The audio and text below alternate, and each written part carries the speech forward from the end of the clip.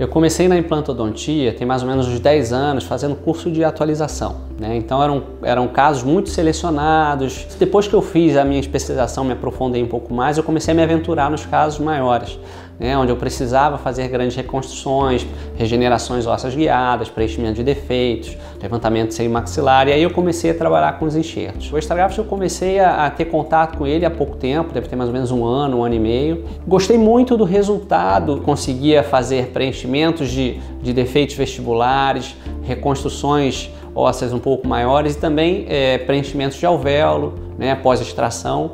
Afinal de contas, hoje em dia, se você faz um planejamento para implante num sítio onde você tem dente, o teu planejamento começa, na verdade, no momento da extração, né? A gente sabe que o dente é o estímulo para a preservação do osso. Se você tira o dente, aquele osso pode ser reabsorvido e você perder a oportunidade de conseguir posicionar o implante da maneira mais adequada para a sua futura prótese.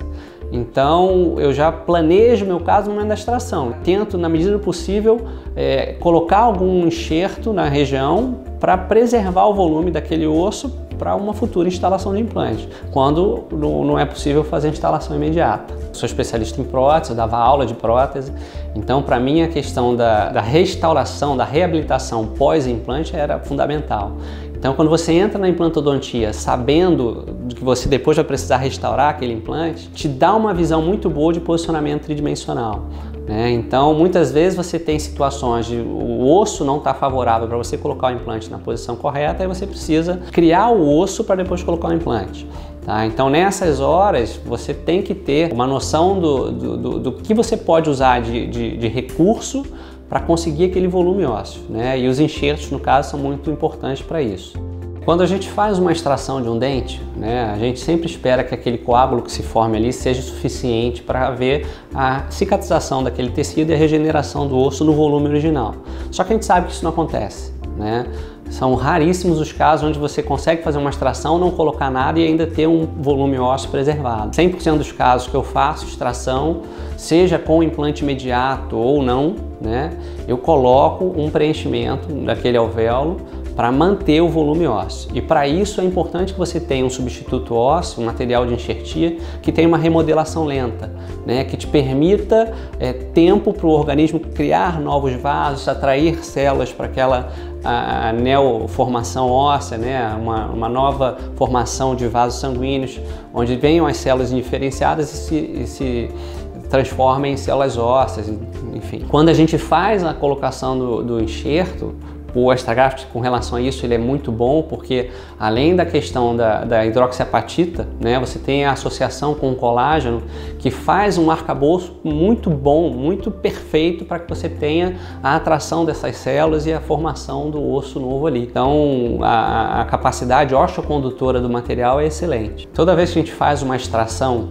de um dente, né, o osso vestibular, por ele ser relativamente fino, você tem a tua vascularização prejudicada, né? A vascularização que nutre aquela tábua óssea vestibular. Ela vem do periósteo, vem do ligamento, né? Da própria matriz óssea, né?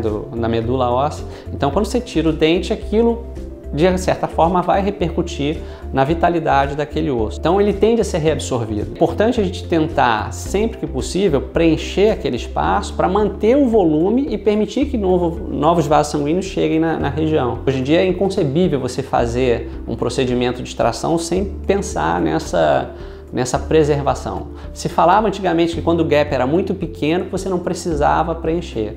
Mas eu mesmo assim, eu preencho. Ainda mais com o Extragraft, que ele tem as partículas pequenas, né? Então ele penetra muito bem em gaps pequenos também. E os resultados são excelentes. A questão da colocação dos implantes, antigamente você achava que vamos botar um implante grande, um implante de diâmetro maior, que é mais ou menos do tamanho do diâmetro da raiz do dente.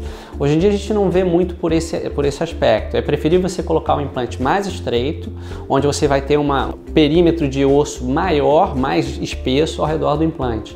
Porque sempre que você tem um osso muito fino, você pode ter o que eles chamam de salserização, né? Uma reabsorção óssea ao redor da plataforma do implante, que numa área estética você vai ter um comprometimento muito grande. Aquele osso pode ser reabsorvido e com aquela reabsorção você vai ter uma retração gengival associada àquilo. Então é preferível você ter implantes menores, né? Mesmo que você fique com gap no momento da extração, mas aí você preenche com o biomaterial e você vai ter, depois da cicatrizada, um volume ósseo na vestibular melhor para manutenção do tecido gengival. A minha experiência com esta graft, de todos os casos que eu fiz, ela foi muito favorável, né? Foi muito positiva. O que eu poderia falar assim com relação às vantagens dele? Primeira coisa, é um custo-benefício excelente. Não é um material exorbitantemente caro, ele é um material que para a sua clínica diária ele tem um custo muito interessante. Você não fica com pena de usar, né, o biomaterial. Segundo, a forma como ele vem na embalagem, né, com a malha de colágeno entremeada nos grânulos de hidroxiapatita, ela tem uma facilidade muito grande de manipulação. Você não fica catando as partículas de osso na hora da tua enxertia, né? Você muitas vezes consegue pegar com a pinça aquele bloco de extragraft, coloca na posição e condensa. Você consegue modelar muito bem o extragraft ao redor do implante. Se você tiver, por exemplo, um caso de rosca exposta e você quer cobrir aquilo, é muito fácil. Se tiver um defeito vestibular, onde você tem também roscas expostas, você preenche com o extragraft, você acomoda muito fácil o material. E assim, o que me surpreendeu é que ele não deixa nada a desejar aos materiais mais tradicionais, entendeu? Você consegue uma boa osteocondução, você vai fazer a reabertura, você tem realmente formação de osso ali. É lógico que você vai visualizar partículas que ainda não foram totalmente substituídas, mas para você ter uma preservação de volume, é importante que esse material tenha uma reabsorção lenta. O colágeno, nesse caso do extragraft, ele facilita muito esse trabalho, né, esse manuseio no momento da regeneração. Eu tenho uns casos muito interessantes de uso do extragraft para preenchimento de alvéolo pós-extração, né, preenchimento de defeitos periimplantares. Eu tive uma paciente que ela teve uma periimplantite ao redor de um implante, e foi usado inclusive um outro biomaterial que não era o extragraft no momento da colocação dos implantes, mas eu pude fazer toda a curetagem da lesão, colocar o extragraft, fechar com uma membrana de colágeno e suturar, e o resultado foi excelente. Eu consegui preservar toda a altura óssea e o volume ósseo ao redor do implante. Bom, eu vou mostrar lá para vocês o resultado.